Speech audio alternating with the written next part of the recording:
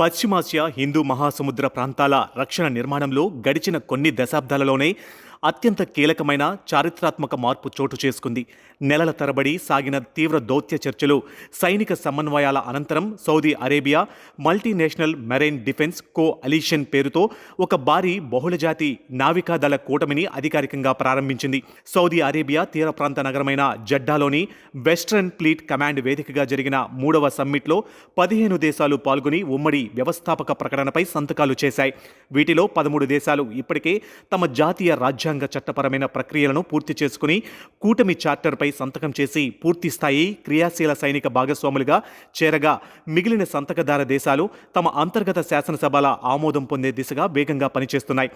ఎర్ర సముద్రం, Bob all మందేబ్ జలసంధి, గల్ఫ్ ఆఫ్ ఎయిడెన్ వంటి అత్యంత ప్రాధాన్యత కలిగిన ప్రపంచ వాణిజ్య జలమార్గాల భద్రతా బాధ్యతలను విదేశీ వెస్టర్న్ టాస్క్ ఫోర్సుల నుండి ప్రాంతీయ దేశాల ఉమ్మడి మిలిటరీ కూటమి బదిలీ చేయడం ఈ ప్రాజెక్టు ప్రధాన వ్యూహాత్మక లక్ష్యం. సౌదీ అరేబియాలోని జడ్డా నగరం ఈ కూటమి ప్రధాన కార్యాలయంగా వ్యవహరిస్తుంది. ఇక్కడ joint command and control centre, combined marine operations centre, general సెక్రటేరియట్లను ఏర్పాటు చేశారు.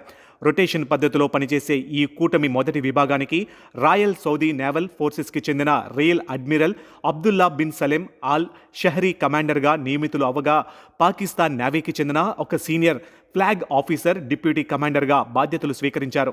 ఈ భారీ నావికాదళ కూటమిలో పశ్చిమాసియా, ఉత్తర ఆఫ్రికా, దక్షిణాసియా, ఆఫ్రికా కొమ్ము ప్రాంతాలకు చెందిన 14 ముఖ్య దేశాలు భాగస్వాములుగా ఉన్నాయి.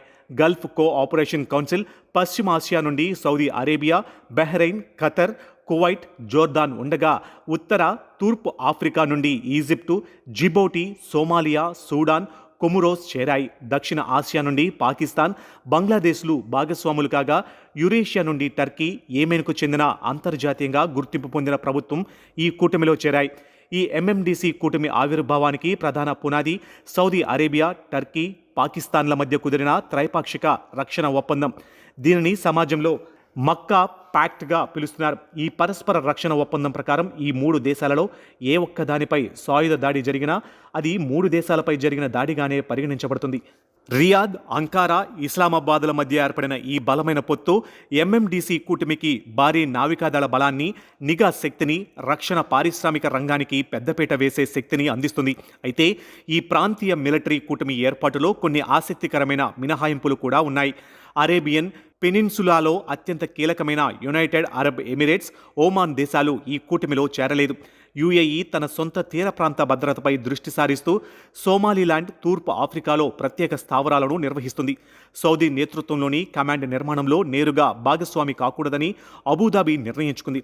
ఇక మస్కట్ ఎప్పటిలాగా గల్ఫ్ దేశాలు, ఇరాన్, యెమెన్ వర్గాల మధ్య తటస్థ రాయబారిగా తన దౌత్య పాత్రను నిలబెట్టుకోవడానికి ప్రాధాన్యతను ఇచ్చింది. ఈ ప్రాంతంలో కొత్త డిఫెన్స్ అలయన్స్ అత్యవసరం కావడానికి ప్రధాన కారణం దక్షిణ ఎర్ర సముద్రం, బాబ్ ఆల్ మందేబ్ ప్రాంతంలో క్షీణిస్తున్న భద్రతా పరిస్థితులే. యెమెన్ తీరం నుండి హుతీ దళాలు ఉపయోగిస్తున్న ఆయుధ సహిత uncrewed surface vessels, anti ship ballistic క్షిపణులు, డ్రోన్లు, సబ్ మెరైన్ వాహనాలు అంతర్జాతీయ వాణిజ్య నౌకలకు తీవ్ర ముప్పుగా మారాయి. హిందూ మహాసముద్రం నుండి సూయోజ్ కాలువ ద్వారా మెడిటేరియన్ సముద్రాన్ని కలిపే ఈ జలమార్గం ప్రపంచ ఆర్థిక వ్యవస్థకు గుండెకాయ లాంటిది. ప్రపంచ సముద్ర వాణిజ్యంలో 10 నుండి 12%, కంటైనర్ రవాణాలో 30% ఈ జాబ్ ఆల్ మందేబ్ జలసంధి గుండానే సాగుతాయి. రోజు మిలియన్ల కొద్దీ బ్యారెళ్ల చమురు, ఎల్ఎన్జీ గ్యాస్ ఈ మార్గంలోనే ఐరోపా, ఆసియా దేశాలకు సరఫరా అవుతాయి.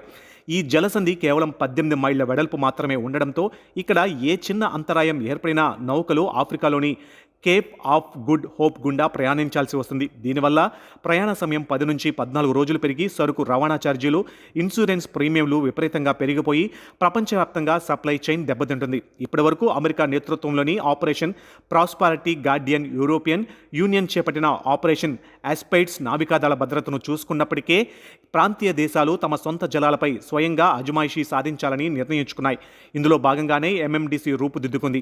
మిలిటరీ పరంగా చూస్తే ఈ కూటమికి ఈజిప్ట్, టర్కీ, పాకిస్తాన్ల నుంచి భారీ నావికాదళ సాయం అందుతుంది. ఈజిప్ట్ నుండి మిస్ట్రల్ క్లాస్ యాంఫీబియస్ అసాల్ట్ షిప్లు, ప్రైమ్ ఫ్రిగేట్లు, టర్కీ నుండి మిల్గెమ్ క్లాస్ స్టీల్డ్ ఫ్రిగేట్లు, నావెల్ డ్రోన్లు, పాకిస్తాన్ నుండి జుల్ఫీకర్ క్లాస్ ఫ్రిగేట్లు ఈ కూటమికి ప్రధాన బలాలు. అంతేకాకుండా ఎర్ర సముద్ర తీరాన ఉన్న Djibouti, Egypt, Jordan, Saudi, Sudan, Somalia దేశాల భూభాగాల వల్ల ఆధునిక రాడార్లు, వేగవంతమైన రేవుల సదుపాయం లభిస్తుంది.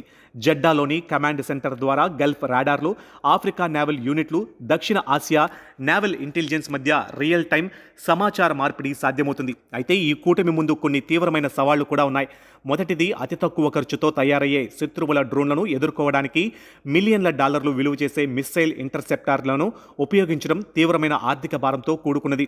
ఇక రెండవది, 14 వేర్వేరు దేశాల సైనిక దళాల మధ్య కమ్యూనికేషన్, ప్రోటోకాల్స్, రూల్స్ ఆఫ్ ఎంగేజ్మెంట్లను సమన్వయం చేయడం సవాలుతో కూడుకున్న పని. మూడవది, సూడాన్, సోమాలియా, ఏమెన్ దేశాలలో ఉన్న అంతర్గత రాజకీయ అసంతృప్తి, ఆర్థిక సంక్షోభాల వల్ల పూర్తి ఆర్థిక కార్యాచరణ భారం సౌదీ అరేబియా, ఈజిప్ట్, టర్కీలపైనే పడే అవకాశం ఉంది. ఏది ఏమైనప్పటికీ విదేశీ దళాల నుంచి ప్రాంతీయ స్వయం సమృద్ధి వైపు పావులు కదుపుతున్న ఈ ఎంఎండిసి కూటమి పశ్చిమాసియా, గల్ఫ్ జలాల భద్రతా చిత్రపటాన్ని శాశ్వతంగా మార్చేసే అవకాశం స్పష్టంగా కనిపిస్తుంది.